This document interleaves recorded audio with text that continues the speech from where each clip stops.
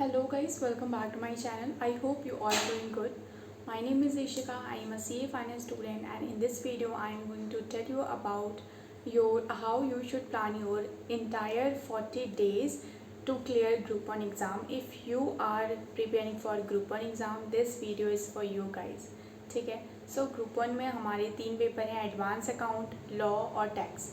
तो ऐसा लगता है मुझे कि आपको अकाउंटिंग स्टैंडर्ड डेली रिवाइज़ करना चाहिए, अदर्स लॉ डेली रिवाइज़ करना चाहिए और टैक्स में जो जीएसटी का पोर्शन है वो डेली रिवाइज़ करना चाहिए। अगर आपने अभी भी अपना समरी नोट्स रेडी नहीं किया या फिर कंसाइज मटेरियल आपके पास नहीं है तो आपको ज़रूरत है पहले वो प्रिपेयर करने की, क्योंकि आप अभी से उस दिन के लिए पढ़ो जब आप एग्ज़ाम के एक दिन पहले पढ़ोगे। अभी से वही पढ़ो जो एग्ज़ाम के पहले पढ़ोगे, ठीक है।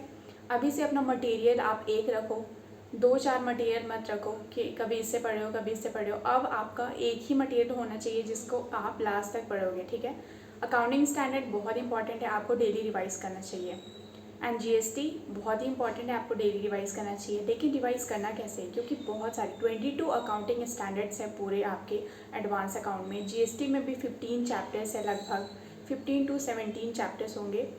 एंड उसके बाद अदर्स लॉ में तो सिर्फ 4 ही चैप्टर है। तो अदर्स लॉ तो आप बहुत ही इजीली बुक से भी अपना रिवाइज कर सकते हो। अगर आपके पास नोट्स नहीं है कंसाइज तो आप रेगुलर बुक से भी, आप आईसीआई की मटेरियल से भी रिवाइज कर सकते हैं अदर्स लॉ को डेली।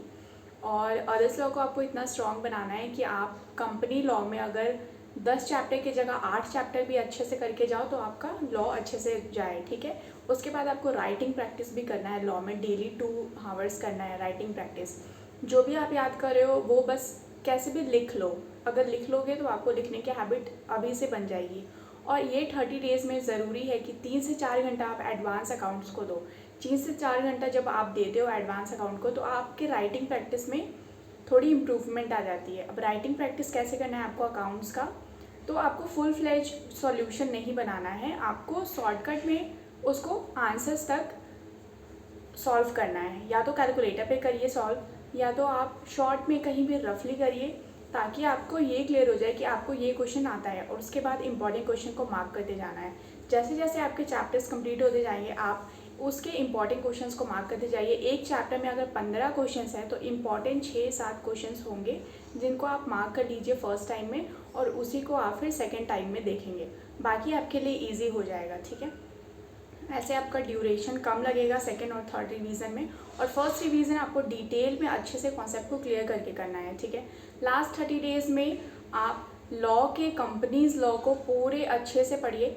अगर कंपनी लॉज आपके पास टाइम नहीं है इतना कि आप पूरे डिटेल में पढ़ पाएँ, आपके पास नोट्स भी नहीं है, तो आप आईसीआई के एग्जाम्पल्स और क्वेश्चंस पढ़िए और उसे सॉल्व करने का ट्राई करिए।